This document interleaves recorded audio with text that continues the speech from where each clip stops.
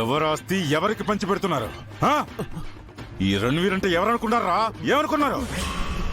ఆస్తి కోసం ఇన్నేళ్లు రోడ్లు పట్టుకుని తిరుగుతుంటే ఆస్తిని ఎవరి పేరునో ఎలా రాస్తారో? రణవీర్, ఇది నా చేతుల్లో పని అయితే నేను ఖచ్చితంగా చేస్తానని నీకు తెలుసు. కానీ నీ కూతురు లేకుండా నేనే కాదు, ఏ లాయరు, ఏ చట్టం నీ ఆస్తిని నీకు దక్కేలా చేయలేదు. అయినా నీ కూతురు మనోహరి దగ్గర లేదని, నెలల బిడ్డగా ఉన్నప్పుడే అనాథ శరణాలయంలో వదిలేసిందని తెలిసాక కూడా నువ్వెందుకు మనోహర్ని ఏమీ చేయడం లేదు?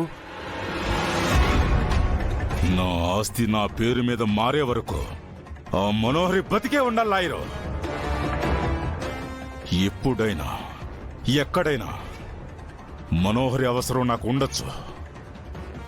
అయినా ఇప్పుడు సమస్య మనోహరి కాదు, నా కూతురు, దాని పేరు మీద ఉన్న ఆస్తి.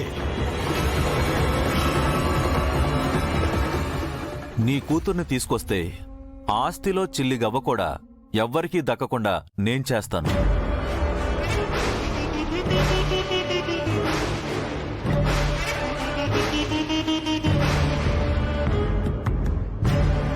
లాయరు, నా కూతురు ఎలా ఉంటుందో ట్రస్టుకు కానీ కోర్టుకు కానీ తెలియదు కదా. మనకే తెలీదు. ఇక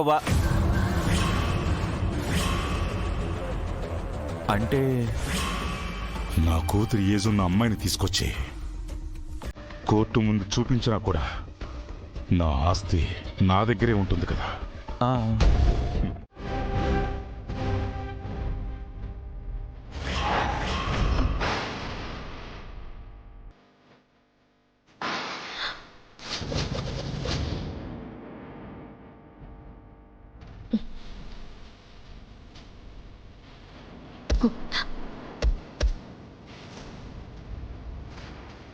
అమ్మరు ఎందుకు దీని మీద ఇంత ప్రేమ ఉలకపోస్తున్నాడు? ముసలాడికి నిజం తెలియగానే తన పెద్ద కూతురు ఎలానూ లేదు, చిన్న కూతురుకు అన్యాయం చేయొద్దని అడిగాడా? దానికి అమర్ కన్విన్స్ అయి దీంతో కమిట్ అవ్వాలని డిసైడ్ అయ్యాడా? నో, అలా జరగడానికి వీల్లేదు. దీని అక్కని అమర్కి దూరం చేయడానికి ఇన్నేళ్లు పట్టింది.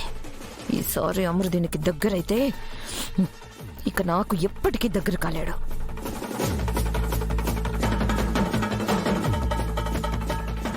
దాని మొహంలో నవ్వులు ఉండకూడదా, బ్రతుకులో అంత సంతోషం ఉండకూడదా?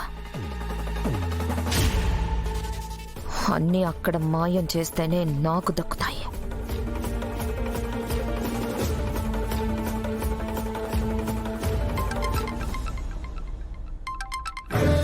హలో, నీ బాధ ఏంటి? ఎందుకు ఊరికే ఫోన్ చేస్తున్నావు? నా కూతురు కావాలి మనోహరి. నీకన్నా పిచ్చా? చెప్పాను కదా, అసలు అది ఇప్పుడు ఎక్కడుందో, ఎవరి దగ్గరుందో, ఎలా ఉందో నాకు తెలీదు అని ఒకసారి చెప్తే నీకు అర్థం కాదా? అర్థమైంది మనోహరి, కానీ నా అవసరం నీకు అర్థం కావటం లేదు. నా కుటుంబం ఆస్తి మొత్తం ఆ ట్రస్ట్ వాళ్ళు సొంతం చేసుకోబోతున్నారు. ఇప్పుడు నేను నా కూతుర్ని కానీ కోర్టులో ప్రొడ్యూస్ చేయలేకపోతే నా ఆస్తి నాకు ఎప్పటికీ రాదు. దానికి ఇప్పుడు నన్ను ఏం చేయమంటావు? దేశమంతా తిరిగి నీ కూతుర్ని వెతకమంటావా? అవసరం లేదు, నాకు ఒక కూతుర్నిస్తే చాలు. ఏంటి ఇందాకటి నుంచి చూస్తున్నాను ఒక కూతురు అని ఏమన్నా? నాకు ఒక కూతుర్నిస్తే చాలు అంటున్నా. మంచి ప్లానే, కానీ వచ్చిన అమ్మాయిని నీ కూతురే అని అందరూ నమ్మడానికి వాళ్ళేం పిచ్చోళ్ళు కాదు కదా. పోలికల దగ్గర నుంచి అలవాట్ల వరకు అన్నీ కుదరాలి. అలాంటి వాళ్ళంటే ఇప్పటికిప్పుడు ఎక్కడ దొరుకుతారు? దొరుకుతారా? ఎవరు? అంజలి. ఏంటి అంజలినా? నువ్వేం మాట్లాడుతున్నావో నీకు అర్థమవుతుందా? నువ్వు నీకు కావాలని అడుగుతుంది అమరేంద్ర బిడ్డని, తన ప్రాణాన్ని. అందరినీ చంపేస్తాడు. వీలు పడుతుందా లేదని అడగటానికి నేను ఫోన్ చేయలేదు, నా కూతురిగా నటించటానికి. మావయ్య, ఏడవకండి అత్తయ్య. మీరు బాధపడితే నేను చూడలేను. ప్లీజ్ మావయ్య, మీరు కూడా ఏడవకండి. మీ కోడలు మిమ్మల్ని ఏడవద్దని చెప్తున్నది తల్లే. నీ కన్నీళ్లు తనకి మనశ్శాంతినివ్వవు, నీ బాధ తనకి ఆయనివ్వదు. మీరెంత బాధపడితే తను అంత ఘోషిస్తాది.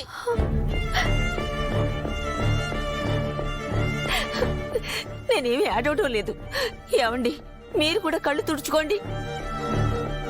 అమ్మా అరుంధతి, మేము ఏడవడం లేదు, చూస్తున్నావు కదా, మేము నవ్వుతూనే ఉన్నాం. ఏడవకుండా ఎలా ఉంటావే అమ్మా అరుంధతి? నువ్వు లేకుండా మేమేమైపోతావు అని తెలుసుకోడా మమ్మల్ని వదిలి ఎలా వెళ్ళిపోయావమ్మా? గతం చేసిన అన్ని గాయాలకు కాలమే సమాధానం చెబుతుంది. నీ బాధని, నీ కన్నీళ్ళని, నీ కోడలి సావును కూడా మరిపించేస్తాది. అదే దొర మా బాధ కూడా.